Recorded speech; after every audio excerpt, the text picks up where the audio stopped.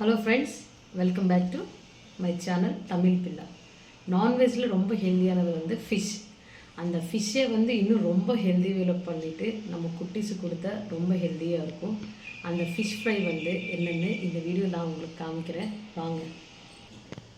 So first நான் ஃபிஷ்ஷை வந்து ஃபுல்லாக உப்பு, மஞ்சள் பொடி, தயிர் போட்டு நல்லா க்ளீன் பண்ணி வச்சுருக்கேன். இப்போ இதில் வந்து இந்த ஃபிஷ் ஃப்ரையில் வந்து புதினா ஒரு கையளவுக்கு புதினா அண்ட் கொத்தமல்லி.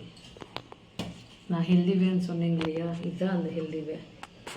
அதுக்கப்புறம் ஒரு 8 பல்லு பூண்டு, கொஞ்சமாக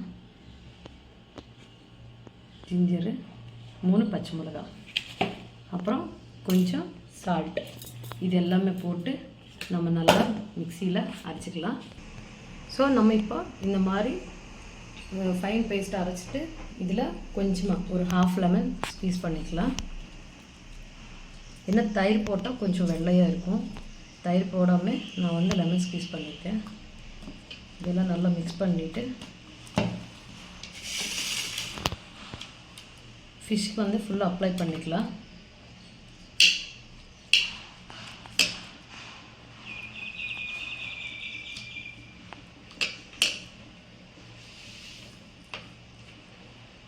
எல்லாமே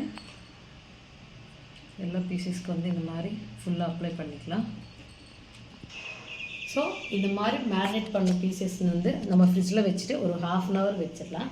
அதுக்கப்புறம் வந்து எடுத்து நம்ம ஃப்ரை பண்ணிக்கலாம். இப்போ ஃப்ரிட்ஜில் வச்சிடுறேன்.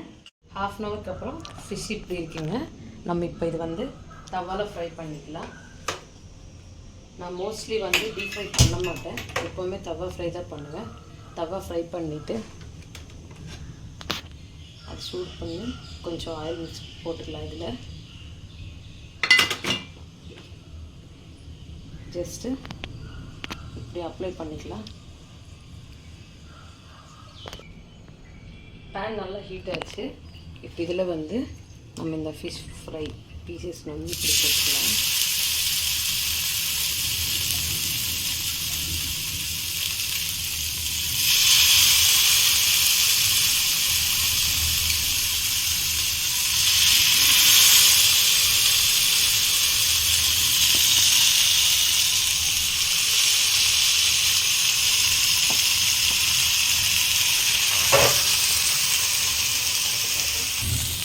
ஸோ இப்போ இது மேலே நம்ம இந்த கருவேப்பிலை வந்து ப்ளேஸ் பண்ணிக்கலாம்.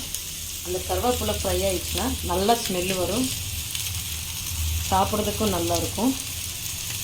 இப்படி ப்ளேஸ் பண்ணிவிட்டு கொஞ்சமாக ஆயில் வந்து இப்படி ஸ்ப்ரெட் பண்ணிக்கலாம்.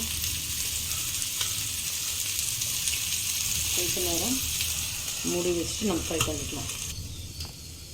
ஸோ இப்போ வந்து நம்ம 2வது சைடு திருப்பிக்கலாம்.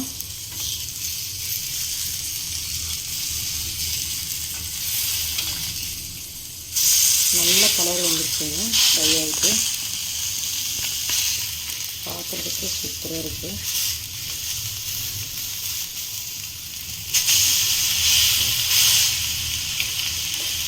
ஆயிலோட தவால ஃப்ரை பண்ணிட்டு நல்லா இருக்குங்க.